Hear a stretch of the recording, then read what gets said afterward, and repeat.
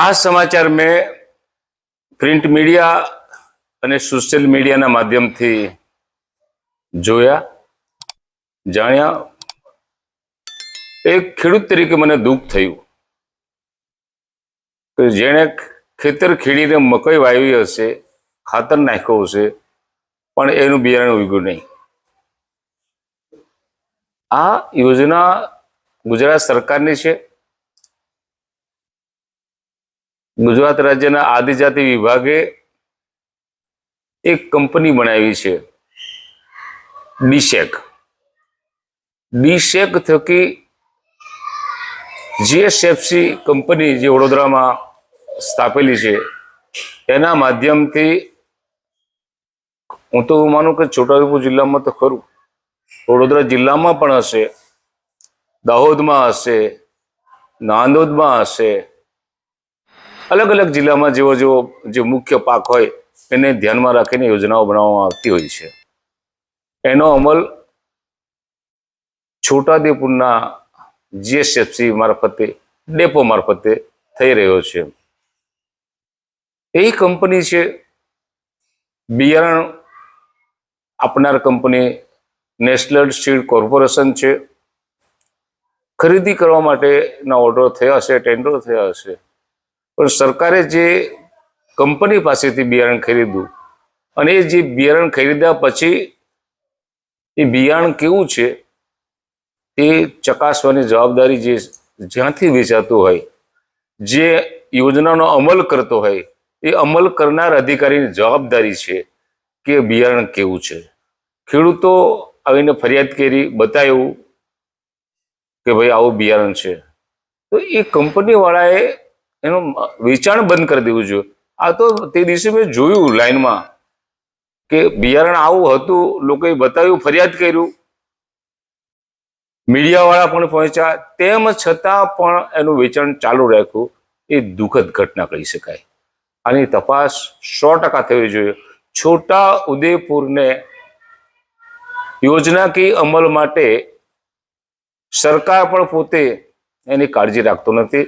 અગાઉના વર્ષોમાં આપણે જોયું છે કે ઉદયપુરમાં સિંચાઈની નકલી ઓફિસો ચાલુ થઈ અને નકલી ઓફિસની અંદર નકલી ચેકડેમ પણ થયા કાગળ પર.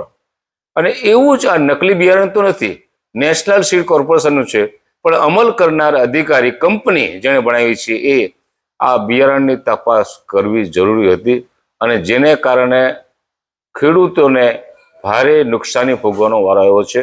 હું માનું છું, તમે મને પહેલા કીધું તેમ વિરોધ પક્ષના નેતા તરીકે રહી ચૂક્યો છું, અગાઉના વર્ષોમાં ધારાસભ્ય તરીકે પણ રહી ચૂક્યો છું, અને આવા બનાવ બનતા હોય એવું કોઈ દિવસ સાંભળ્યું નથી. એક વખત એવું થયું હતું, મગફળી ગુજરાત રાજ્ય બીજ નિગમની આવી હતી અને એ મગફળીમાં દાણા મોટા અને નાના એમ બે પ્રકારના હતા અને એ દાણા 50% ઉગ્યા હતા અને 50% નથી ઉગ્યા.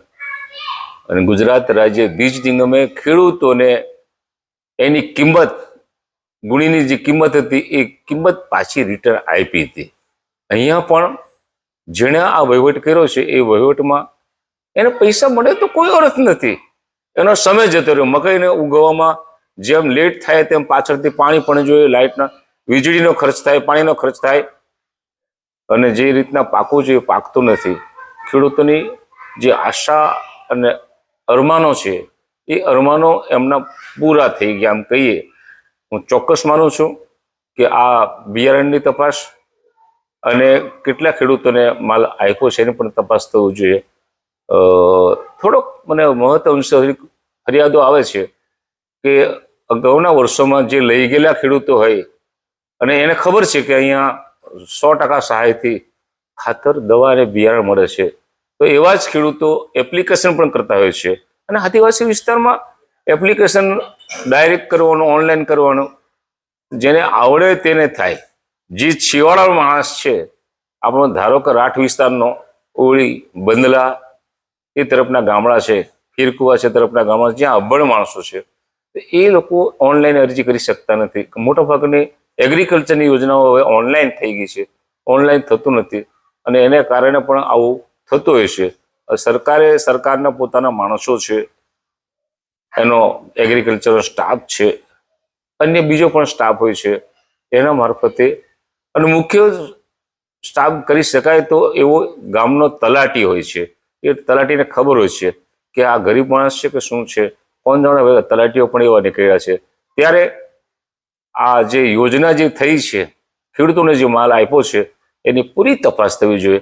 સાથે સાથે અન્ય જિલ્લાઓની અંદર પણ આવી કોઈ યોજના, મને ખ્યાલ છે ત્યાં સુધી ₹5,000 એક ખેડૂતની પાછળ 5,000 રૂપિયા ખર્ચવામાં આવે છે.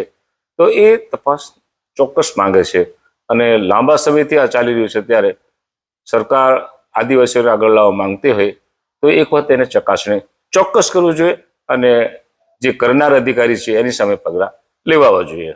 આપણો જે જિલ્લો છે તે ટ્રાઇબલ છે, એમાં અંતરિયાળ વિસ્તારમાં ગરીબ આદિવાસી અબોધ પ્રજા રહે છે, જે ખેતી કરીને માત્ર ઘણા એવા છે ચોમાસું ખેતી કરીને ગુજરાન ચલાવતા. તો એવાને આ બિયારણ મળ્યું અને ઘણાએ વાવી દીધું, ઘણાને આ બિયારણ સડેલું છે એની જાણકારી પણ નથી. એ બાબતે સરકાર શું પગલાં લઈ શકે? હવે સરકારનો વિષય છે. પ્રિન્ટ મીડિયાએ એને સારો સપોર્ટ કર્યો છે, સોશિયલ મીડિયાએ પણ સારો સપોર્ટ કર્યો છે. એકાદ બે આગેવાનોના નિવેદન પણ મેં જોયા કે આની તપાસ થવી જોઈએ. રાજકીય રીતે નહીં પણ સામાજિક રીતે ખેડૂત એ કોંગ્રેસનો છે કે ભાજપનો છે કે આપ પાર્ટીનો છે એવું નહીં માનીએ આપણે. ખેડૂત એ ખેડૂત છે અને આની તપાસ ચોક્કસ થવી જોઈએ.